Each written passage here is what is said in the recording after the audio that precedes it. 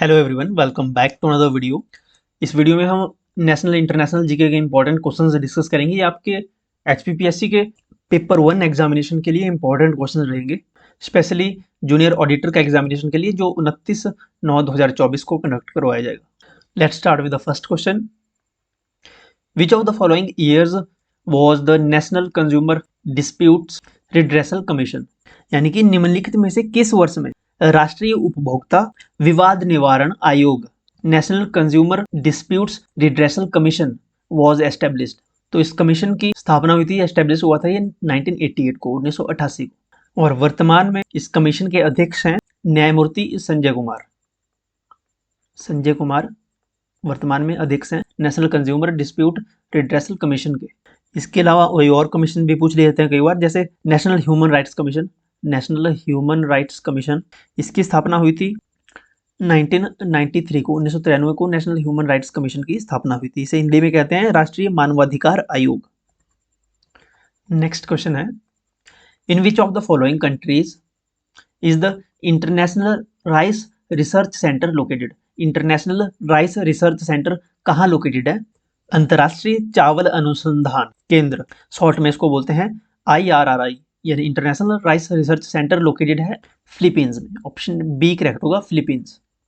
इसके अलावा फिलीपींस में एक इंपॉर्टेंट बैंक है Asian development bank. Asian development bank है फिलीपींस में ही है, ये फिलीपींस के मनीला में है एशियन डेवलपमेंट बैंक का मुख्यालय। कई बार हेडक्वार्टर पूछ लिया जाता है एशियन डेवलपमेंट बैंक का, तो ये भी फिलीपींस में ही है। नेक्स्ट क्वेश्चन है, in which of the following places is the currency note printing press of the RBI located. देखिए, भारत में टोटल 4 प्रिंटिंग प्रेस हैं, नोट प्रिंटिंग प्रेस टोटल 4 हैं। 2 RBI के पास हैं और 2 गवर्नमेंट ऑफ इंडिया के पास है। ओके, यहाँ क्वेश्चन में पूछा है RBI के पास से, currency note printing press of the RBI located. तो RBI के जो प्रिंटिंग प्रेस है वो 2 हैं, एक मैसूर में है और दूसरी वेस्ट बंगाल सलबोनी में है। सलबोनी ये वेस्ट बंगाल में है और मैसूर कर्नाटका में है। तो इसका क्वेश्चन का राइट आंसर होगा ऑप्शन सी, मैसूर। जो 2 अदर प्रिंटिंग प्रेस है जो गवर्नमेंट ऑफ इंडिया ओन करती है, ये एक नासिक में है और दूसरी देवस में है। ओके, ये डिफरेंस है इन क्वेश्चन में। यहाँ RBI के द्वारा पूछा है, RBI ओन करता है मैसूर और सलबोनी, और गवर्नमेंट ऑफ इंडिया जो 2 प्रिंटिंग प्रेस ओन करती है, एक नासिक और एक देवस। नासिक वेस्टर्न इंडिया में है और देवस जो है सेंट्रल इंडिया में है। अगला क्वेश्चन है question number 48, with which of the following options are the term IBAN, BBAN, SEPA and SWIFT associated. तो ये जो टर्म्स हैं ये इंटरनेशनल बैंकिंग से रिलेटेड है। ऑप्शन ए करेक्ट होगा। इंटरनेशनल पेमेंट्स में, इंपोर्ट एक्सपोर्ट में इन टर्म्स का इस्तेमाल होता है। ओके, ये शॉर्ट फॉर्म्स हैं, इनकी फुल फॉर्म्स काफ़ी बड़ी होती हैं। ओके, अगला क्वेश्चन है question number 49, which of the following organisations collects data for the unorganised sector. निम्नलिखित में से कौन सा संगठन असंगठित क्षेत्र के लिए डाटा एकत्रित करता है? सो इस ऑर्गेनाइजेशन का नाम है NSSO, यानी कि national sample survey of India. National sample survey India की फुल फॉर्म है NSSO। सेकंड ऑप्शन में जो SCO दिया है, SCO की फुल फॉर्म होती है सेंट्रल स्टैटिस्टिक्स ऑफिस। इसकी स्थापना हुई थी 1951 को। थर्ड ऑप्शन ASI, यानी archaeological survey of India. Archaeological survey of India की स्थापना हुई थी 1861 में, 1861 में इसकी स्थापना हुई थी ब्रिटिश इंडिया में। और लास्ट वीडियो में हमने डिस्कस किया था आर्कियोलॉजिकल सर्वे ऑफ इंडिया के फर्स्ट जनरल डायरेक्टर कौन थे, आपको कमेंट सेक्शन में बताना है। हमने प्रीवियस वीडियो में डिस्कस किया था हिमाचल जीके की। और फोर्थ ऑप्शन है RBI, reserve bank of India. RBI की फॉर्मेशन हुई थी 1935 को, 1935 को RBI की स्थापना हुई थी। और इसकी एक बार एग्जैक्ट डेट भी पूछ ली जाती है, तो 1 अप्रैल 1935 को RBI की स्थापना हुई थी। RBI के करंट गवर्नर हैं श्री शक्तिकांत दास। श्री शक्तिकांत दास RBI के करंट वर्तमान में गवर्नर है।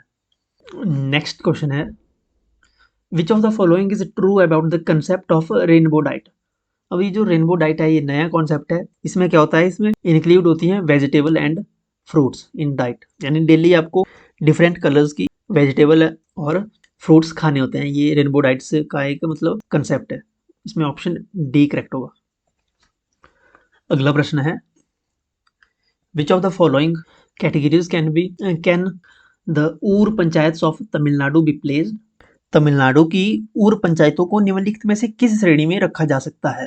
तो ऊर पंचायत जो है ये एक अल्टरनेट डिस्प्यूट सेटलमेंट्स सेंटर है, यानी वैकल्पिक विवाद निपटारण केंद्र है ये ऊर पंचायत। ये तमिलनाडु में है ये। ओके, ऑप्शन बी करेक्ट होगा, अल्टरनेट डिस्प्यूट सेटलमेंट सेंटर। अगला क्वेश्चन है, which of the following is true with regard to the location of the polling booth from one's home as per the norms set by the Election Commission of India? It should be within। निर्वाचन आयोग द्वारा निम्नलिखित मानदंडों के अनुसार मतदान booth के घर से मतदान केंद्र की दूरी निम्नलिखित में से कितनी होनी चाहिए? ये होनी चाहिए 2 किलोमीटर। ऑप्शन सी करेक्ट होगा, विद इन 2 किलोमीटर। अगला क्वेश्चन मॉडर्न हिस्ट्री से है। Who among the following was the Governor General under whose term an attempt was made for the first time to codify Hindu and Muslim customary law? निम्नलिखित में से वह governor general कौन सा था जिसके कार्यकाल में पहली बार हिंदू और मुस्लिम प्रथागत कानून को संहिताबद्ध करने का प्रयास किया गया था? तो ये अटेम्प्ट किया था गवर्नर जनरल वॉरेन हेस्टिंग्स ने। ऑप्शन ए करेक्ट होगा, Warren Hastings. Warren Hastings was the first governor general of Bengal. Okay, ये फर्स्ट गवर्नर जनरल थे बंगाल के। इनका टेन्योर कब से कब तक था? 1772 से 1785 तक। और जो ऑप्शन में दिया गया है विलियम बेंटिक। विलियम बेंटिक के बारे में आप जानते होंगे। विलियम बेंटिक ने 1829 में सती प्रथा को खत्म किया था। सती प्रथा। ओके, अगला क्वेश्चन है, in which of the following state was the panchayati raj system introduced after it was first introduced in Rajasthan? निम्नलिखित में से किस राज्य में पंचायती राज प्रणाली राजस्थान में पहली बार लागू होने के बाद लागू हुई थी? यानी पहली बार राजस्थान में जो पंचायती राज सिस्टम इंट्रोड्यूस हुआ था, ये तो यहाँ पे क्वेश्चन में बता दिया है, लेकिन इसके बाद किस क्षेत्र में, किस स्टेट में ये लागू हुआ था, ये पूछा है यहाँ पे। राजस्थान के बाद ये इंट्रोड्यूस हुआ था आंध्र प्रदेश में। ऑप्शन बी करेक्ट होगा, आंध्र प्रदेश। सबसे पहले पंचायती राज इंट्रोड्यूस हुआ था राजस्थान के नागौर में। कई बार नागौर पूछ लिया जाता है, किस क्षेत्र में हुआ था राजस्थान के नागौर में इंट्रोड्यूस हुआ था। डेट पूछ जाती है तो 2 अक्टूबर 1959 को, 1959 को, पंडित जवाहरलाल नेहरू के द्वारा। नेक्स्ट क्वेश्चन है, Which country dropped nuclear bombs over the cities of Hiroshima and Nagasaki during the Second World War? द्वितीय विश्व युद्ध में हिरोशिमा और नागासाकी पर किस कंट्री ने न्यूक्लियर बॉम्ब गिराए थे? तो ये बॉम्ब गिराए थे यूएसए ने, यूनाइटेड स्टेट ऑफ अमेरिका ने। हिरोशिमा एंड नागासाकी जापान में है। जापान की ये शहर है जहाँ पे यूएसए ने बॉम्ब गिराए थे। हिरोशिमा पे 6 अगस्त को गिराया था यूएसए ने बॉम्ब, और नागासाकी पे 9 अगस्त को, 3 दिन बाद 9 अगस्त को बॉम्ब गिराया था। हिरोशिमा पे जो बॉम्ब गिराया था उसका नाम था लिटिल बॉय, और जो नागासाकी पे गिराया था 9 अगस्त को उसका नाम था fat man. Next, India has adopted rule of law on the pattern of. Bharat ने कानून का शासन किसकी तर्ज पे बनाया है या अपनाया है? रूल ऑफ लॉ का कंसेप्ट इंडियन कॉन्स्टिट्यूशन में भारत ने अडॉप्ट किया है ब्रिटेन से। Okay, Britain. Option B correct होगा। पार्लियामेंट्री फॉर्म ऑफ गवर्नमेंट जो भारत में है ये बोरो किया गया है ब्रिटेन के कॉन्स्टिट्यूशन से, जिसमें इंक्लूड है rule of law. Next question biology से है, the Gangetic dolphins belong to which of the following categories of fauna? Ganga dolphin निम्नलिखित में से किस जीव वर्ग से संबंधित है? ये वल्नरेबल स्पीसीज में है। ऑप्शन बी करेक्ट होगा, यानी कि कमजोर प्रजाति के श्रेणी में है। नेक्स्ट क्वेश्चन है, public distribution system DPS is operated under the responsibility of. Public distribution system is operated under the responsibility of both central government and state government. केंद्र सरकार और राज्य सरकार दोनों की रिस्पॉन्सिबिलिटी के अंडर ऑपरेट होता है डीपीएस। ऑप्शन सी करेक्ट होगा। इसमें देश की खाद्य अर्थव्यवस्था का प्रबंधन किया जाता है। ओके, अगला क्वेश्चन है, where is the headquarter of the Indo Tibetan border police force situated? ITBP का हेडक्वार्टर कहाँ स्थित है? Indo Tibetan border police force. ITBP का हेडक्वार्टर न्यू दिल्ली में है और ये होम मिनिस्ट्री के अंडर आती है। होम मिनिस्ट्री के अंडर आती है, गृह मंत्रालय के अंडर। और आईटीबीपी के डायरेक्टर जनरल हैं, डीजी हैं, श्री राहुल रसगोत्रा। राहुल रसगोत्रा डायरेक्टर जनरल है आईटीबीपी के। नेक्स्ट क्वेश्चन है, who authored the book duels of Himalayan eagle, the first Indo Pak air war? पुस्तक लिखी है भारत कुमार ने। ऑप्शन सी करेक्ट होगा, भारत कुमार। बुक का नाम है duels of Himalayan eagle, the first Indo Pak air war. Next question very important, Yayatso is the first biodiversity heritage site, जिसे short में बोलते हैं BHS, biodiversity heritage site situated in which of the following state? Yayatso ये first biodiversity heritage site है, ये situated है लद्दाख में। Option D correct होगा, लद्दाख। अगला क्वेश्चन है question number 14, in which layer of atmosphere is ozone most concentrated? Atmosphere की किस लेयर में ओजोन जो है सबसे ज्यादा कंसंट्रेटेड होती है? स्ट्रेटोस्फियर में ओजोन जो है सबसे ज्यादा कंसंट्रेटेड होती है। ऑप्शन बी करेक्ट होगा, स्ट्रेटोस्फियर। ओजोन का फॉर्मूला होता है O3। Next, during the 75th Republic day parade, tableau of which state was awarded first, यानी बेस्ट इन द जजेस चॉइस कैटेगरी? 75वें गणतंत्र दिवस परेड के दौरान जजेस चॉइस कैटेगरी में सर्वश्रेष्ठ पुरस्कार किस स्टेट को दिया गया? सो उड़ीसा को दिया गया जजेस choice category award. Option A correct होगा, उड़ीसा। नेक्स्ट क्वेश्चन है, in which of the following state oblique union territories the Sela tunnel is located? निम्नलिखित किस राज्य ऑब्लिक केंद्र शासित प्रदेश में सेला टनल या सेला सुरंग स्थित है? तो सेला सुरंग स्थित है अरुणाचल प्रदेश में।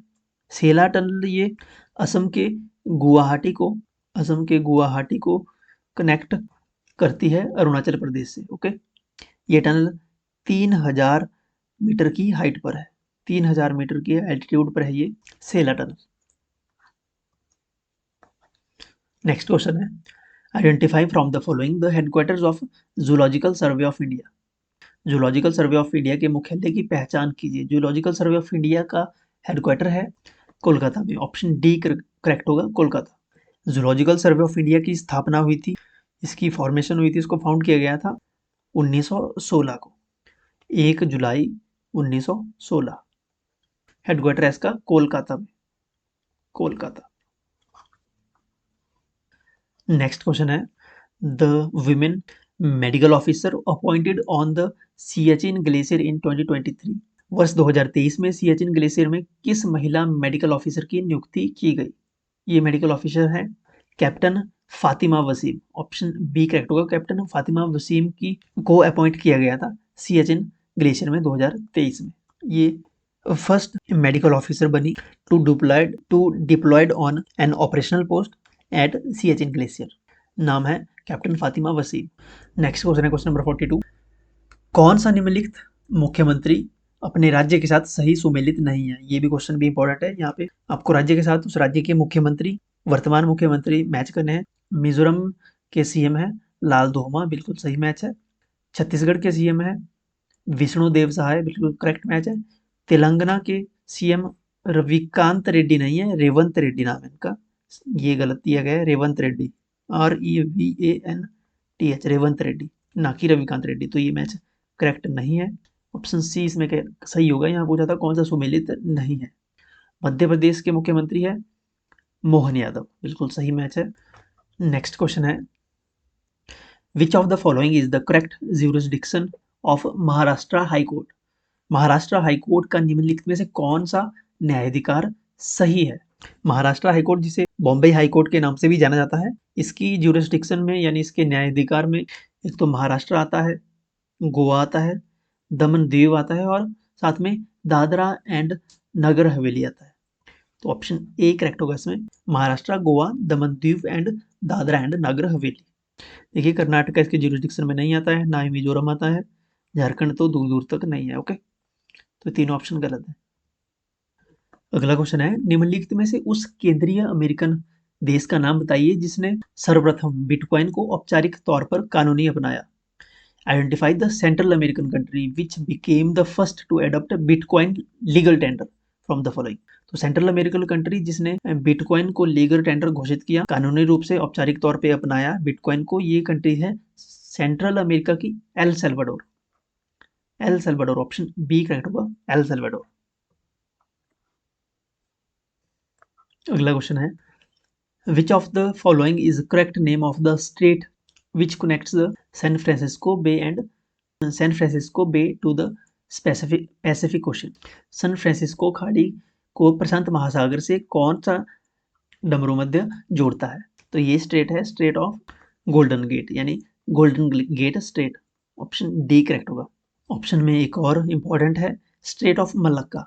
स्ट्रेट ऑफ मलक्का कनेक्ट करता है अंडमान सी को साउथ चाइना सी, अंडमान सी को साउथ चाइना सी से कनेक्ट करता है स्ट्रेट ऑफ मलक्का। अंडमान सी यानी इंडियन ओशन को कनेक्ट करता है पैसिफिक ओशन से, साउथ चाइना सी से।